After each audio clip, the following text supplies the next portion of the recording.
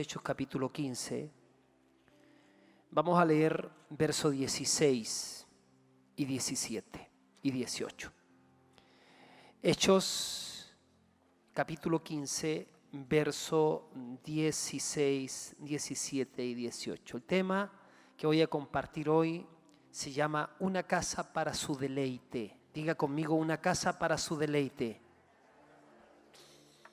Una casa para su deleite. Dice: después de esto volveré y reedificaré el tabernáculo caído de David, o el tabernáculo de David que está caído, y repararé sus ruinas y lo volveré a levantar, para que el resto de los hombres busque al Señor y todos los gentiles sobre los cuales es invocado mi nombre, dice el Señor, que hace conocer todo esto desde tiempos antiguos.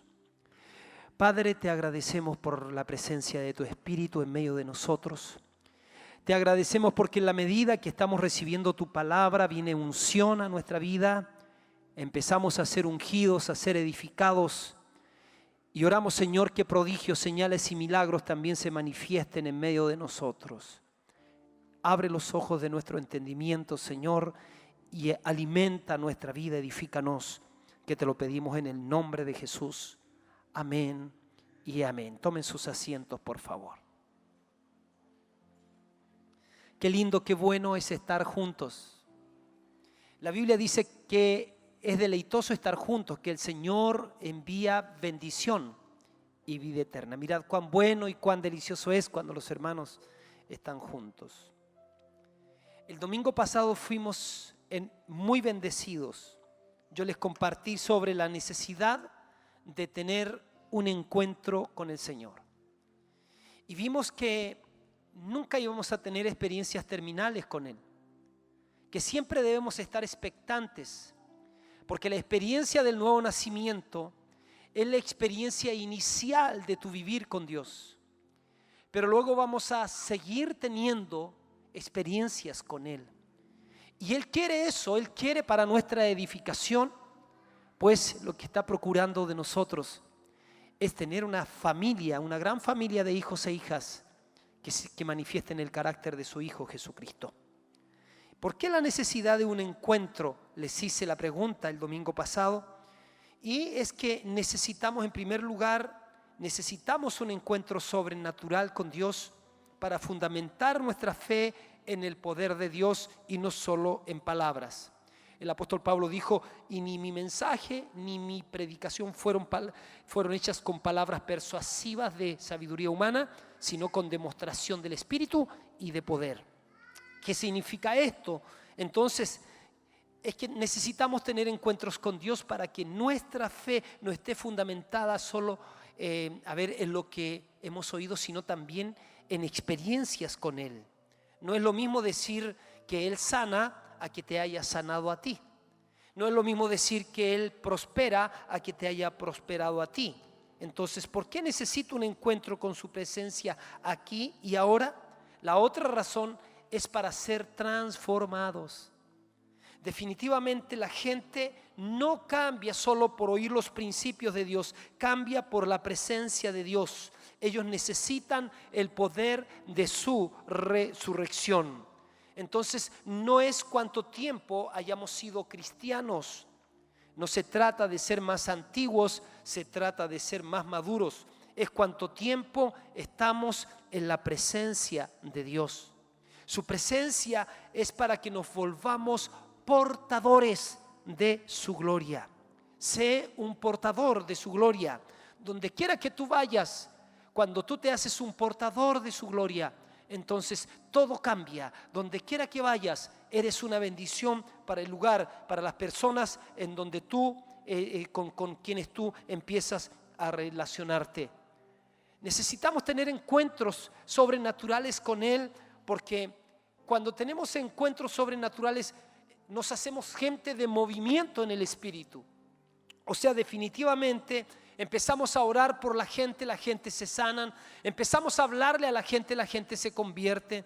Empezamos a orar en los lugares donde hay tinieblas y viene la luz en el sentido que viene la paz en las familias, como sea, entonces empezamos a movernos con Él y Él se mueve con nosotros. De eso hablamos el domingo pasado. Pero hoy día yo quiero que usted, por favor, ponga mucha atención a lo que voy a decir. Porque yo creo que en este tiempo lo que está haciendo Dios de verdad es que Él está queriendo lograr nuestra total atención. Yo sé que con lo que más hoy en día los cristianos vamos a lidiar son con los distractores del mundo. Hay mucha distracción hoy día. Y nosotros de verdad necesitamos detenernos en nuestro bullicio interior y darle tiempo a Dios para que nos hable. Nosotros tenemos que decir como Job: Señor, de oídas te había oído, pero ahora mis ojos te ven. Necesitamos buscar a Dios, porque esa es la clave para traer el reino de Dios a la tierra. Hoy día el tema de mi mensaje es una casa de deleite para Dios, o más bien le llamé una casa para su deleite. ¿Cuál es la casa del deleite de Dios? Esa es la pregunta. Si estamos pensando en una casa para su deleite, ¿cuál es la casa del deleite de Dios? ¿Qué es lo que hace acogedor un hogar? Pregunto. ¿Qué hace acogedor un hogar? No sé si usted puede recordar los momentos de su infancia. Yo me recuerdo años atrás que desde la ciudad de Calama viajé al sur, y cuando mis hijos estaban pequeños, me refiero a Jorge y Daniel, los llevé a la casa de mi infancia, los llevé a mi pueblo. Y obviamente que para mí era muy emocionante llegar a ese pueblito que ni siquiera aparece en el mapa. Ellos eran pequeños y los llevé para contarles de alguna manera mis historias. Ahora, yo entiendo, el único entusiasmado por supuesto era yo, porque para mí revivía muchas experiencias de la niñez. Es como que si hoy día tú hicieras eso, ¿cierto? Tal vez con tus hijos, más de alguno de ellos, a lo mejor si los llevaras a tu casa donde estuviste cuando chico, de seguro que se pondrían a bostezar, ¿cierto?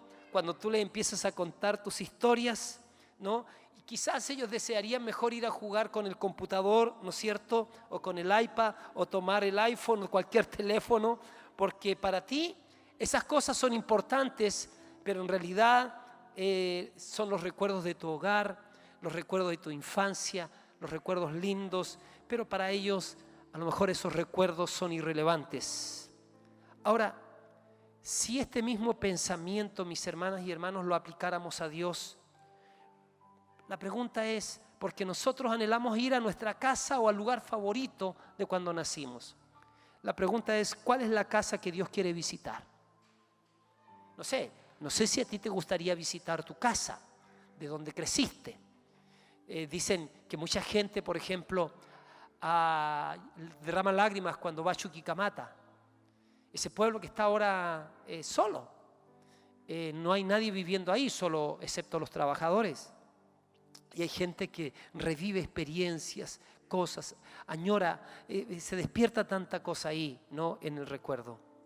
Ahora, muchos desean ir y ojalá dicen que nunca eso muera y queremos ir, ¿cierto? Y recordar nuestras experiencias.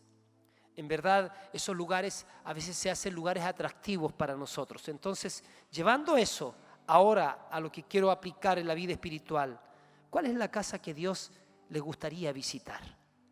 ¿Cuál es el lugar en el que Él quiere construir o reconstruir para hacer su morada? ¿Habrá algún lugar que Dios quisiera reconstruir para hacer su morada, para hacer un lugar en donde Él se deleite? ¿Cuál es el lugar donde sus hijos no están entretenidos con los juguetes? Porque en realidad hay muchos lugares donde Dios quisiera estar, quisiera manifestar su presencia, pero hay muchísimos hijos entretenidos con los juguetes de sus dones, con los juguetes de sus nombramientos, con los juguetes de los títulos. ¿cuál es el lugar donde sus hijos no están entretenidos con los juguetes? La respuesta, mis hermanos, la encontramos precisamente en Hechos capítulo 15, verso 16, donde Dios da la promesa, donde Santiago lee lo que Dios había dicho a través del profeta Ageo. Después de esto, dijo Dios, volveré y reedificaré el tabernáculo de David que está caído, y repararé sus ruinas y lo volveré a levantar. Sígame por favor en esto. ¿Sabe? Quiero decirles algo. Vamos a tener la linda bendición de tener un nuevo edificio. Ya estamos yendo paso a paso con la carta GAM en todos los trámites que hay que hacer, y nosotros queremos remodelar este edificio, y va a ser un lindo lugar. Va a ser un lindo lugar para nosotros. Va a ser un lindo lugar para inspirar a otras generaciones. Sin embargo, Dios no está impresionado por los diseños. Dios no estuvo dispuesto a levantar el tabernáculo de Moisés, por ejemplo, a pesar de ser el modelo original, ni por el gran esplendor multibillonario del templo de Salomón. Fíjense que en la antigüedad se hicieron 3 templos. Estuvo el de Moisés, estuvo el tabernáculo de David y estuvo el de Salomón. Pero Dios no se interesó ni por el tabernáculo de Moisés, que fue el original, ni por el templo billonario que construyó Salomón. Fíjense que cuando pensamos en Moisés, Moisés siguió las instrucciones de Dios para construir el tabernáculo de acuerdo al modelo celestial. Y dice que construyó una tienda donde el Señor habitaba, donde el Señor mostraba su gloria. Sin embargo, este tabernáculo no le traía buenos recuerdos a Dios.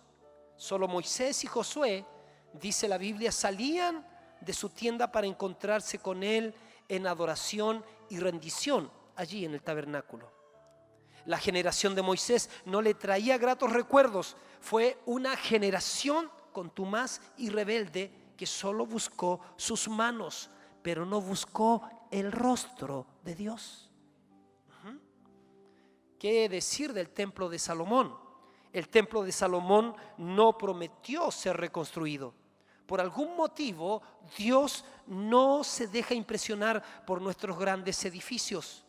Podemos levantar edificaciones hermosas, formar grandes coros, escribir cantos que rimen y música que armonice. Podemos hacer todo con mayor excelencia, pero si no estamos portando su presencia manifiesta, la manifestación de su gloria, entonces Dios no se complace. Dios está buscando una casa donde Él pueda manifestar su gloria. Te está buscando a ti. ¿Sabe? Mi preocupación es de esa gente que buscó del don celestial, que experimentó, que gustó del don celestial.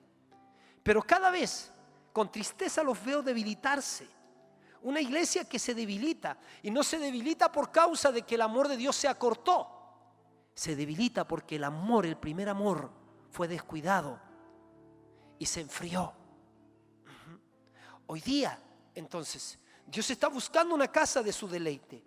El tabernáculo de Moisés y el templo de Salomón tenían características similares en 3 áreas: el atrio, el lugar santo y el lugar santísimo. Y un gran velo, dice la Biblia, separaba el lugar santo del lugar santísimo, donde reposaba el arca del pacto. Y fíjense que el arca del pacto era como una caja cubierta de oro. Sobre su tapa habían 2 querubines que se miraban frente a frente con las alas extendidas. Seguramente usted las ha visto en algunas fotos que han hecho, o algunos dibujos que algunos cristianos han hecho. El espacio entre estos 2 seres era conocido como el asiento de misericordia. Y es allí donde la llama azul, la gloria chequina de Dios, se manifestaba. Era la presencia de Dios manifiesta. El arca o la llama azul de la presencia manifiesta de Dios estaban escondidas detrás del velo. Y el sumo sacerdote entraba una vez al año y experimentaba. Podía estar delante de la chequina de Dios siempre que fuera con la ofrenda perfecta, o sea, la palangana con sangre que representaba ese animal perfecto, inocente, que era sacrificado por el pecado del pueblo. A pesar del esplendor del templo de Salomón, su maravillosa construcción y la elegancia de todos sus materiales, no fue la casa que Dios quiso reconstruir. ¿Cuál es la casa que deleita entonces el corazón de Dios? ¿Sabe? Dios, si hay algo que a Él le impresiona, es hombres y mujeres que le adoren. Cuando tú buscas algo, cuando es difícil de encontrar, y la Biblia dice que Dios busca adoradores que le adoren en espíritu y verdad. La Biblia dice que Dios busca esos hombres y esas mujeres que entiendan que fueron creados para su presencia. Antes de Dios crear todo, primero creó el medio ambiente. Así que antes de crear los peces, creó el mar. Antes de crear las plantas, creó la tierra. Antes de crear las aves, creó el firmamento. Antes de crear las estrellas, creó los cielos. Y antes de poner al hombre en la tierra, el Señor plantó un huerto, y ese huerto estaba lleno de su presencia. En ese lugar habitaría el hombre y Dios. Dios se mueve en un ambiente que es su presencia, y el hombre fue creado para vivir en ese ambiente, y para que en ese encuentro y en esa manifestación, entonces tanto Dios sintiera deleite como el hombre experimentara deleite. Fuimos creados para el deleite de Dios. ¿Sabe? Dios nos anhela, dice la Biblia, celosamente. Dios se impresiona por la adoración. Dios quiere la reedificación del tabernáculo de David porque le trae buenos recuerdos. Fíjese qué sucede ahí. Dios dice: después de esto volveré y reedificaré el tabernáculo de David que está caído, y voy a reparar sus ruinas y lo volveré a levantar. El tabernáculo de David, comparado con el de Moisés o el de Salomón, escasamente puede recibir el calificativo de tabernáculo, porque fíjense que el tabernáculo de David era más bien una especie de carpa insignificante en donde fue puesta el arca. Era más bien una tienda. La tienda de David era poco más que una lona extendida sobre unos postes con el propósito de proteger el arca del sol y otros elementos. Sin embargo, Dios dijo: reconstruiré, reedificaré el tabernáculo de David. El tabernáculo de David era menos eventos y más exaltación. Eso es. Lamentablemente, la iglesia en el siglo XXI, la iglesia del siglo de hoy, es más eventos y menos exaltación. Pero cuando encuentras a una persona que quiere exaltar a Dios, cuando encuentras a un adorador, encuentras a un hombre de primera cosa, encuentras a una mujer de primicias, un hombre de primicias, encuentras a un apasionado extravagante, encuentras a un definido, encuentras a uno consagrado para Dios, encuentras a un enamorado de Dios, encuentras a un loco de Dios. Ahora, ¿por qué Dios eligió el tabernáculo de David? Porque en el tabernáculo de David, y ponga atención a esto, hubo adoración sin velo. No nos olvidemos. El atrio, que eran los patios, el lugar santo donde ministraban los sacerdotes varios, y el lugar santísimo donde una sola vez al año entraba el sacerdote, y entraba con unas campanillas colgando y con un cordel. Mientras sonaran las campanillas, tintineaban las campanillas dentro, era señal de que el sumo sacerdote había sido recibido, se había relacionado bien porque el sacrificio había sido acepto y no moría. Pero si dejaba de tintinear las campanillas, entonces es que había muerto el sumo sacerdote, y lo sacaban tirándolo. Entonces las personas entendían que acercarse a Dios era como casi prohibido. Y fíjate, pero cuando tú te das cuenta que David trae el arca, David entra en una dimensión neotestamentaria. David entra en una dimensión porque él vivía en el tiempo de la ley, pero empieza a vivir en la dimensión de la gracia. Y suceden cosas en el tiempo de David que humanamente o racionalmente no deberían suceder. No debería haber sucedido de que la gente pudiese tener acceso al arca y no morir. Pero algo sucedió ahí. Ese adorador abrió una dimensión para la tierra. Ese adorador no solamente trajo el arca a Israel, ese adorador fue un tipo de un hombre, de una iglesia que trae el reino de Dios a la tierra. O sea, en muchas partes Dios está despertando a su iglesia y nos está diciendo: la tierra necesita el reino. Yo quiero establecer mi reino, yo quiero manifestar mi reino, pero requiero hombres y mujeres que sean asientos de mi gloria, hombres y mujeres que quieran portar mi gloria, hombres y mujeres que quieran acercarse a mí y no se alejen de mí. ¿Por qué? Porque el sacrificio de Cristo hizo algo que nadie más podía hacer. El sacrificio de Cristo en la cruz del Calvario hizo que el templo, que las cortinas del templo se rasgaran de arriba abajo, y Dios nos abrió el camino nuevo y vivo. De ahora para adelante, todos aquellos que nos acerquemos a Dios en el nombre de Jesús, no moriremos, sino que viviremos. Podremos experimentar la presencia viva, real de Dios, mis hermanos. Estoy hablándole verdad. Fíjese, ¿por qué Dios eligió el tabernáculo de David? Porque hubo una adoración sin velo. ¿Cómo así? Cuando David empezó a hablar acerca de traer de regreso el arca del pacto a Jerusalén, él no estaba interesado en esa caja cubierta de oro con sus elementos dentro. En otro tiempo solo era considerada como un amuleto de la buena suerte. David estaba interesado en la presencia manifiesta de Dios, lo que en el griego, en el hebreo se pronuncia Shekinah, que indicaba que Dios mismo estaba presente. Donde quiera que Dios se manifestaba, había victoria, había poder, había bendición. ¿Se acuerdan cuando la gloria de Dios llega a la casa de Obed-edom por 3 meses? Y dice que la casa de Obed-edom fue bendecida. El tabernáculo de David era único. En todos los lugares donde estuvo el arca, los adoradores tenían que servir en el tabernáculo sin saber o ver lo que exactamente estaba allí.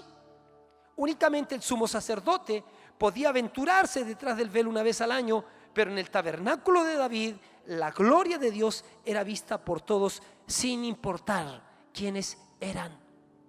Le digo algo más: la adoración en el tabernáculo de David se dio algo que yo creo que se va a encender en muchas partes también del mundo. Ya hay lugares, se llaman los 24/7, en realidad no se llaman así, pero hay lugares donde los 7 días de la semana hay personas adorando en recintos 24 horas sin parar.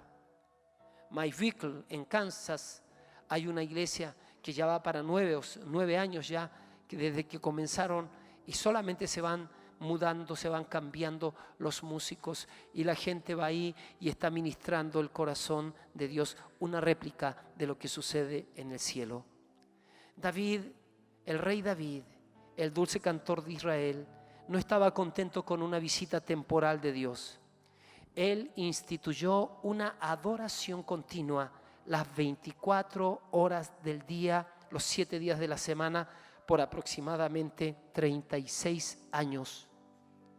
Tal vez era en ocasiones como estas en que él clamaba, como dice el Salmo 134, si lo pones, verso 1 y 2. David decía: mirad, bendecid a Jehová vosotros todos los siervos de Jehová, los que en la casa de Jehová estáis por las noches. Alzad vuestras manos al santuario y bendecid a Jehová. Bendíganlo. ¿Sabe? En la gloria del nuevo pacto, Dios en Cristo hizo posible, hermanos, la adoración sin velo.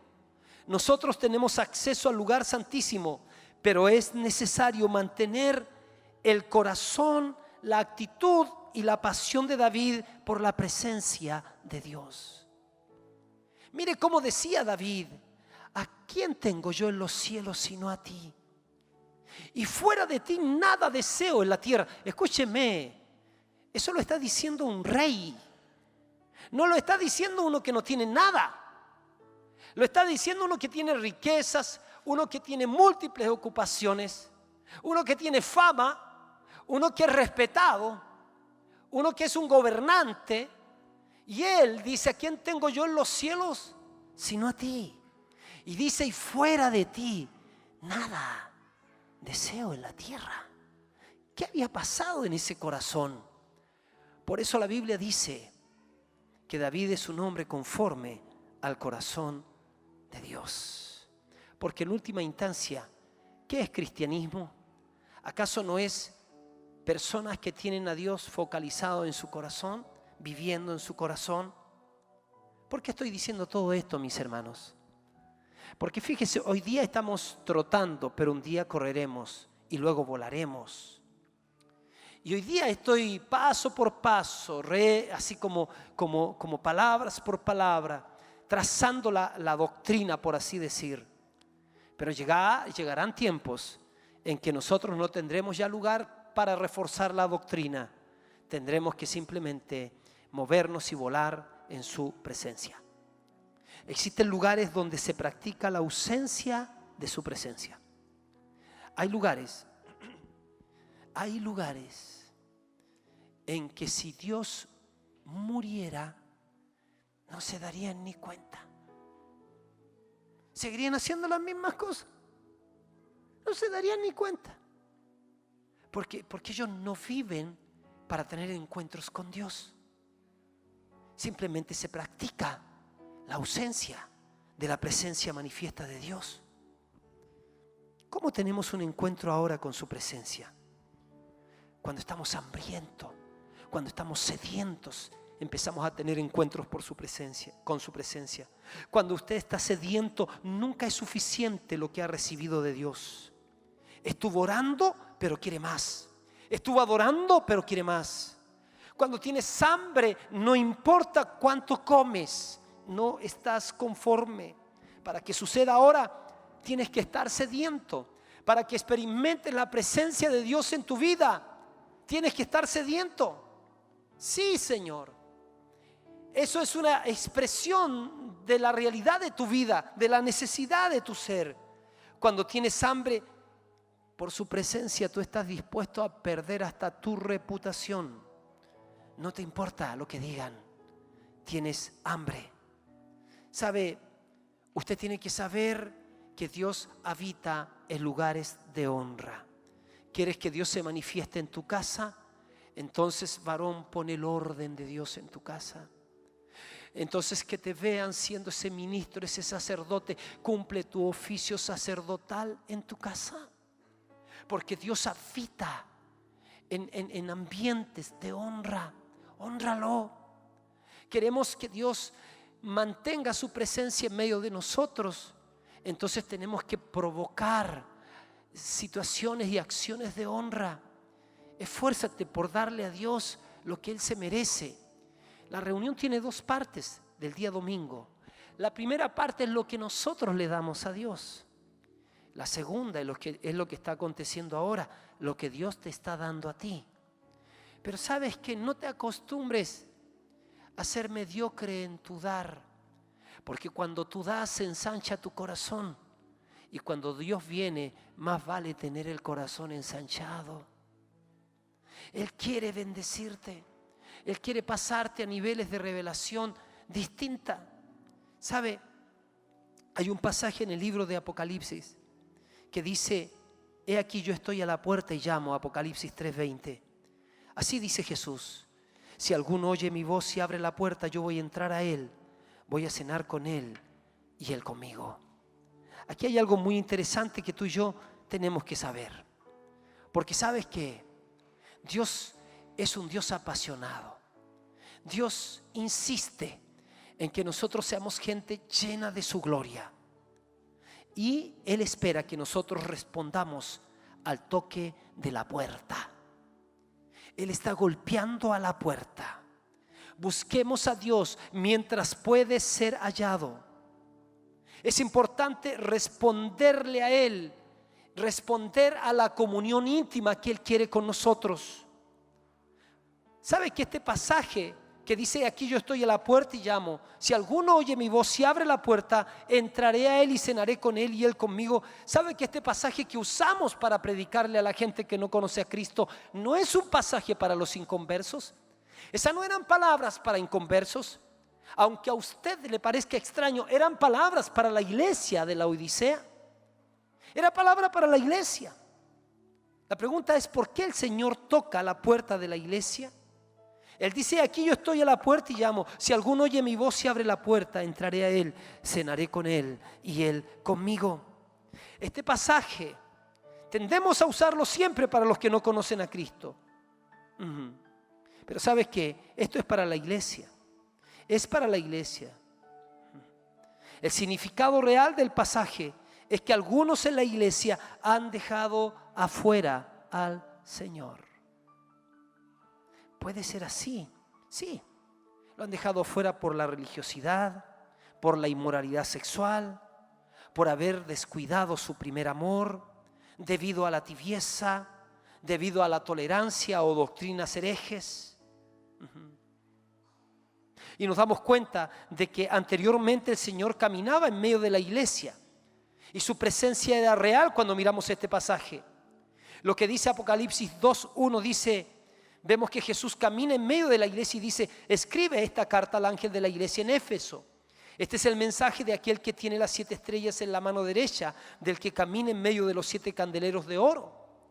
Aquí habla que en la iglesia, la presencia manifiesta del Señor y su gloria quieren mostrarse ¿dónde? En la iglesia. Y a pesar de nuestra maldad, a pesar de nuestra indiferencia, Él quiere manifestarse en la iglesia. Y Él toca la puerta de cada corazón que conforma la iglesia. Insiste y nos llama a la comunión íntima con Él. Y aquí estoy a la puerta y llamo. Y si tan solo nosotros respondiéramos con pasión y con sinceridad, experimentaríamos más de su presencia y su gloria sería vista aún más en su iglesia. Él quiere manifestar su gloria en la iglesia. ¿Qué pasa si no le respondemos el toque al Señor? ¿Qué pasa si el Señor golpea la puerta y no abrimos la puerta? ¿Qué pasa si no despertamos, si no reaccionamos? Estoy hablando a algunos aquí, porque sé que hay otros que ya despertaron. Aquellos que me están escuchando por la radio escucharán. El Señor está golpeando a la puerta. Pero ¿sabes qué sucedería o qué sucederá si no abres la puerta? Sucederá lo que dice el Cantar de los Cantares capítulo 5, versos 2 y 3. Yo dormía, pero mi corazón velaba, dice la sulamita. Es la voz de mi amado que llama. Ábreme, hermana mía, amiga mía, paloma mía, perfecta mía, porque mi cabeza está llena de rocío, mis cabellos de las gotas de la noche. Ella dice: me he desnudado de mi ropa, ¿cómo me he de vestir? He lavado mis pies, ¿cómo los he de ensuciar? Aquí el amado, hermanos, en este relato representa a Jesús y la amada representa a la iglesia. El amado desea pasar un tiempo en comunión íntima con su amada, pero la iglesia responde con excusas. Su comodidad le impide responder a la invitación de pasar un tiempo con su amado. Ha escuchado el toque de la puerta de su corazón cuando el amado le invita a pasar un tiempo en su presencia, pero debido a que estamos descansando y listos para dormir, eso gana nuestra comodidad, haciendo oídos sordos al toque de la puerta. ¿Cuántos están así? La iglesia en muchos lugares rechaza los amores del amado porque busca su mano, pero no busca su rostro. Entonces bendíceme, prospérame, que me vaya bien en la vida. La pregunta es: ¿cuántos lo quieren a Él? ¿Cuánto lo queremos a Él? La iglesia rechaza los amores del amado. Pregunto, ¿cómo se sentiría el amado ante el rechazo de su amada? Tú has tenido la experiencia, como a veces sale en YouTube, de ese que hace toda una cosa para ofrecerle matrimonio a la amada, y la amada lo mira así y sale llorando, le dice no y lo deja ahí. Ese sí, yo creo que necesita un montón de sanidad interior y liberación después, el pobre. ¿Has tenido la experiencia de un rechazo de la persona que más amas? No es nada placentero experimentar el rechazo de la persona que más amamos, como nuestros hijos, nuestros padres o nuestro cónyuge. Jesús amó a su iglesia, entregó su vida por ella. No es nada placentero para Él cuando exponemos excusas y no respondemos a sus amores. Debemos buscar a Dios mientras éste pueda ser hallado. Cuando nosotros actuamos con excusas y le rechazamos, experimentaremos algunas cosas no gratas debido a nuestra mala actitud. Se las quiero mencionar porque la Biblia dice: tras su hablar salió mi alma, en el verso 6 del Cantar de los Cantares, el texto que acabo de leerles, creo que era capítulo 5. Sí, lo busqué y no lo hallé, lo llamé y ya no me respondió. Wow. Vuelve otra vez el 6, por favor. Dice: abrí yo a mi amado, pero mi amado se había ido, había ya pasado. Y tras su hablar salió mi alma, lo busqué y no lo hallé, lo llamé y no respondió. Tras su hablar salió mi alma. O sea, momentos de desánimo al punto de desfallecer, una de las consecuencias. Lo busqué y no lo hallé, por causa de tener una actitud de menoscabo, una actitud de menosprecio a lo que el amado estaba haciendo. Lo llamé y no respondió. Es triste y es terrible el tiempo del silencio de Dios. Cuando Dios guarda silencio, mis hermanos. La Biblia dice que de Malaquías al libro de Mateo, cuando aparece Juan el Bautista, pasaron 400 años en que Dios no habló. Eso fue terrible. ¿Se acuerdan de la época del oscurantismo, cuando se escondió la Biblia? Fue la época de la más terrible oscuridad de las naciones, de las más grandes atrocidades. La Biblia dice que todo Dios lo sustenta con la palabra de su poder. Él, de su poder, dice: toda buena dádiva y todo don perfecto desciende de lo alto del Padre de las luces, en el cual no hay mudanza ni sombra de variación. Él de su voluntad nos hizo nacer por la palabra de verdad, para que seamos primicias de sus criaturas. Jesús dijo: no solo de pan vivirá el hombre, sino de toda palabra que sale de la boca de Dios. Cuando Dios te da una palabra, entonces puedes estar seguro que esa palabra se cumplirá. Hay algunos de los que estamos aquí, mis hermanos, que Dios no le va a dar otra palabra hasta que sean obedientes a la palabra que ya Dios les ha dado. Lo que está sucediendo conmigo ahora, mis oraciones de madrugada son: Señor, me arrodillo delante de tus promesas. Tú me hablaste de 3 puertas. Ahora le estoy insistiendo al Señor de las 3 puertas. Le estoy diciendo: esas son las palabras que tú nos diste. Nos hablaste de la puerta de la provisión económica, de las finanzas. Nos hablaste de la puerta de la revelación. Nos hablaste de la puerta de la multiplicación. Y nos hablaste de la puerta de nos hablaste de los canales de los ministerios.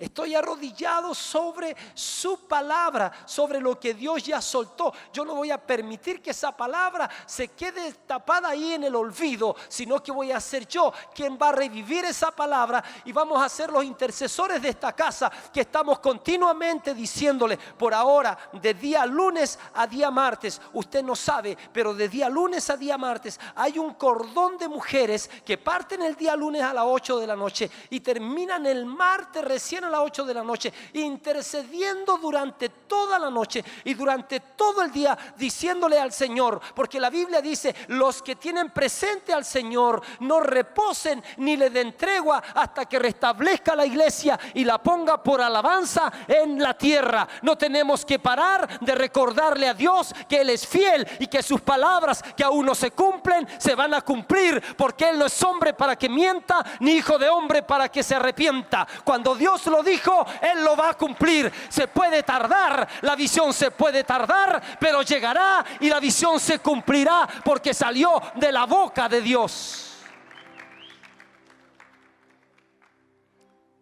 Entonces tenemos que tenerle temor al silencio de Dios. O sea que si Dios no te hable, eres hombre muerto. Si hay algo que sustenta el mundo, es la palabra de Dios. Si Dios no hubiese hablado, sería para nosotros un misterio. Dios, habiendo hablado muchas veces y de muchas formas en otro tiempo a los padres y los profetas, en los últimos tiempos nos ha hablado a través del Hijo. ¿Cómo no he de valorar la palabra?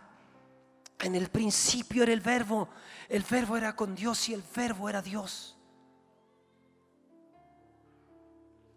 Aquel Verbo se hizo carne y habitó entre nosotros, y vimos su gloria, gloria como del unigénito del Padre, lleno de gracia y de verdad. Ese Verbo, siendo uno con Dios, siendo Dios, tomó forma humana. Ese Verbo fue puesto ahí en el vientre de María. Ese Verbo nació ahí en un pesebre. Ese Verbo caminó por las calles polvorientas de Israel, sujeto a sus padres hasta los 30 años. Ese Verbo comenzó su ministerio, multiplicó el agua, transformó el agua en vino, multiplicó 5 panes a 5,000 personas, resucitó muertos, sanó a los leprosos. Ese Verbo habló del reino de Dios, del corazón del Padre a la gente. Esa palabra caminó entre nosotros. Esa palabra nos trajo el mensaje de la reconciliación, el mensaje del reino de Dios, el llamado al arrepentimiento. Esa palabra fue rechazada por algunos, fue ridiculizada. Esa palabra fue escupida, esa palabra fue azotada, esa palabra fue vejada, esa palabra fue rechazada, abandonada, esa palabra fue llevada a la cruz del Calvario, esa palabra fue crucificada, esa palabra fue sepultada, pero al tercer día esa palabra resucitó, se levantó de entre los muertos, el Verbo de Dios, el que estuvo muerto y volvió a vivir. Esa palabra, el Verbo de Dios, tiene nombre, Rey de Reyes, Señor de Señores. Un día el velo se abrirá y esa palabra, el Rey de Reyes y Señor de Señores, vendrá a reunirse con aquellos que creyeron, con aquellos que le amaron, con aquellos que le obedecieron, con aquellos que dejaron encarnar la palabra dentro de ellos. Esa palabra es nuestro amado, el Señor Jesucristo, Rey de Reyes, Señor de Señores, quien se merece toda la gloria y toda la alabanza. Dele a Él.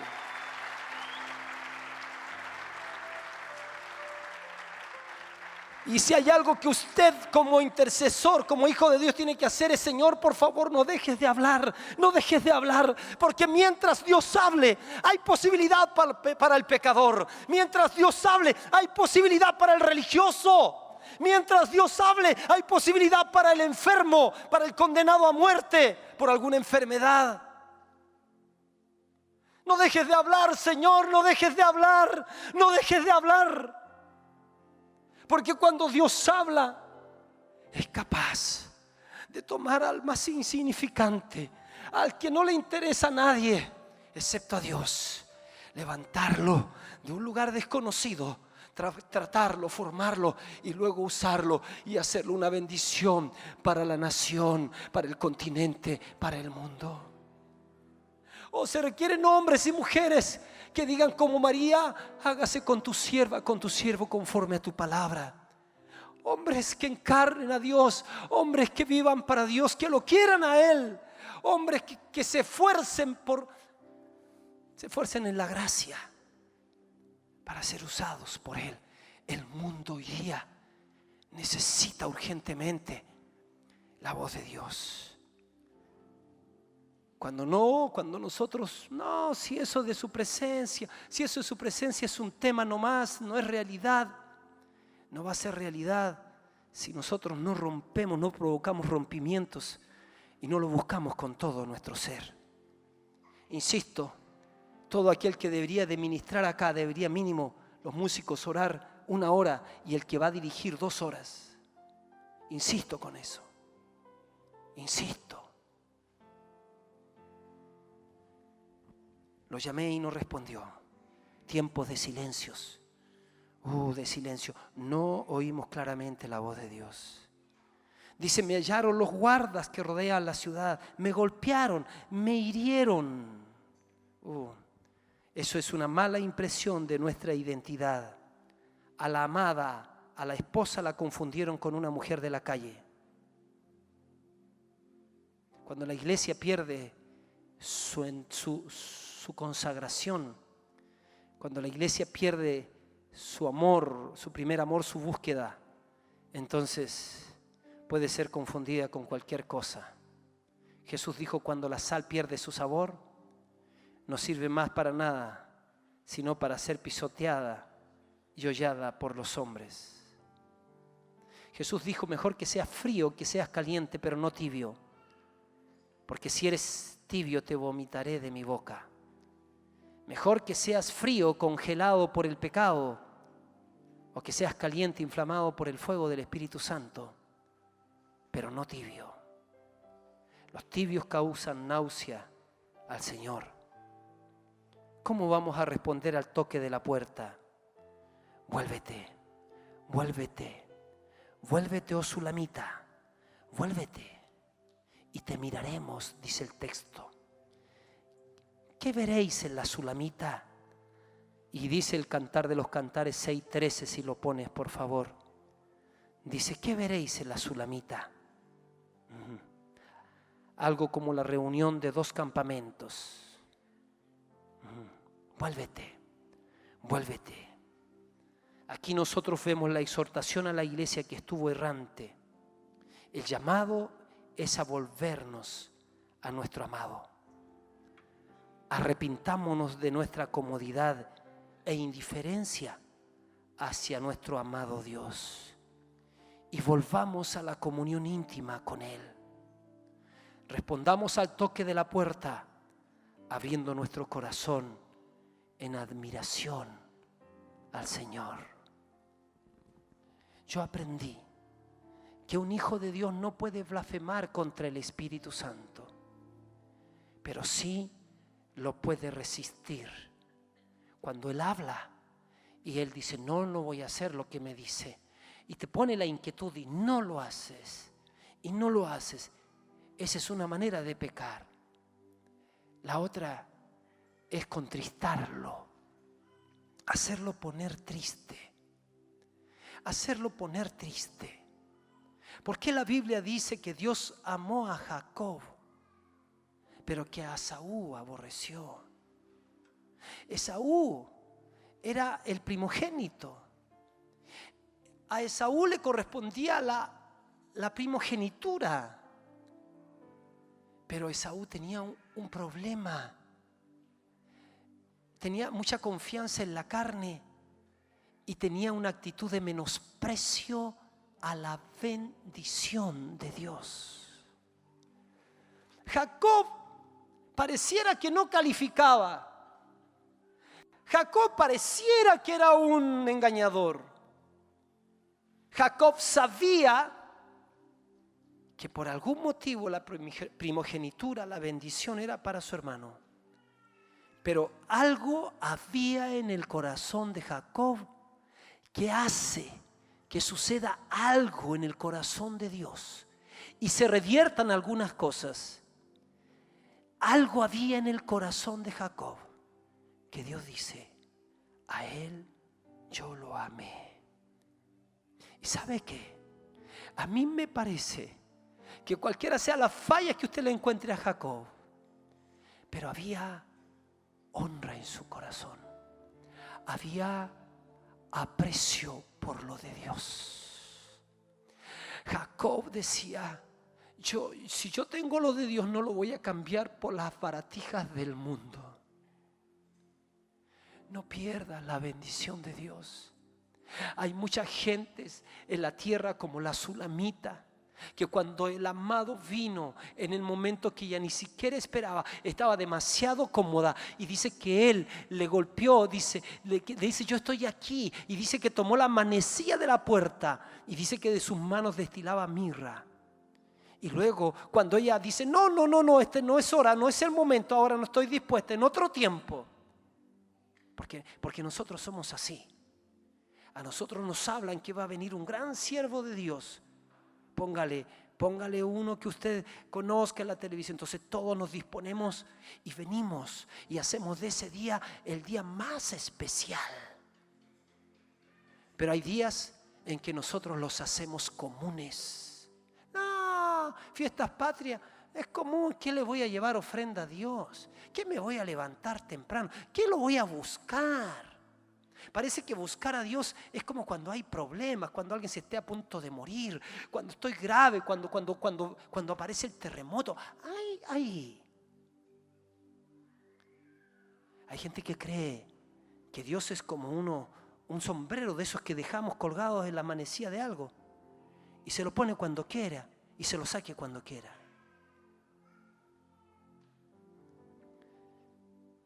Kathryn Kuhlman, una mujer de Dios, había aprendido a relacionarse tanto con el Espíritu Santo, cosa que yo también quiero aprender. Estoy en esa búsqueda. En una reunión seguramente como esta, con lágrimas en los ojos decía: por favor,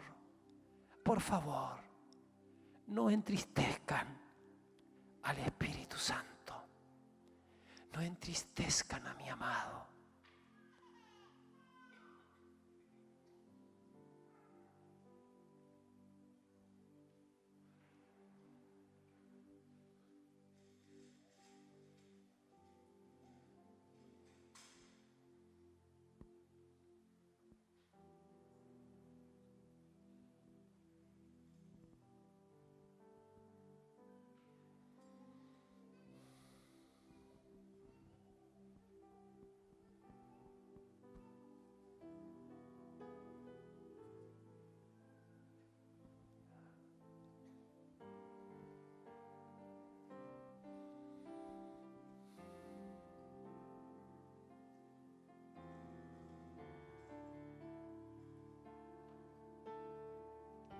Señor, David fue un hombre que sedujo tu corazón. A pesar de todas sus fallas, la Biblia da testimonio que David fue un hombre conforme a tu corazón. A pesar de las fallas de Jacob, la Biblia dice que tú amaste a Jacob, porque había aprecio por tu bendición.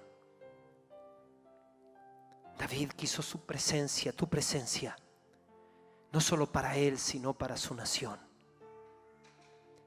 ¿Habrá alguien en Chile? ¿Habrá alguien en Arica que quiera la presencia de Dios para la ciudad? ¿Habrá alguna iglesia que de verdad, más que buscar su mano, busque su rostro? Tendrán que pasar por esta ciudad los profetas, de quienes se digan que fueron como una voz en el desierto. Habrá gente que aprecie de verdad la voz de Dios en una reunión más que su próxima llamada al celular.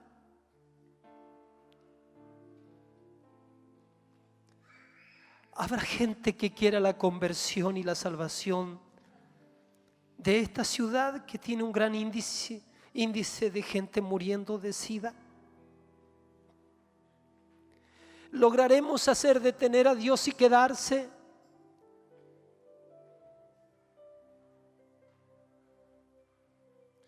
¿Valdrá la pena levantarse más temprano? ¿Valdrá el esfuerzo de madrugar? sin que te amenacen con las llamas del infierno para que lo hagas.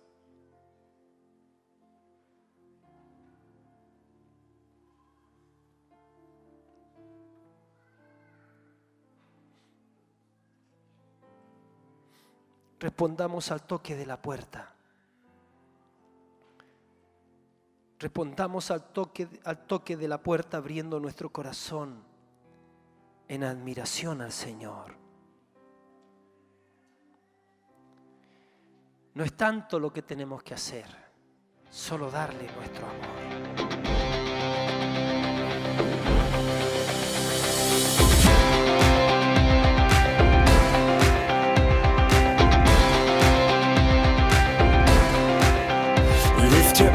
Lift your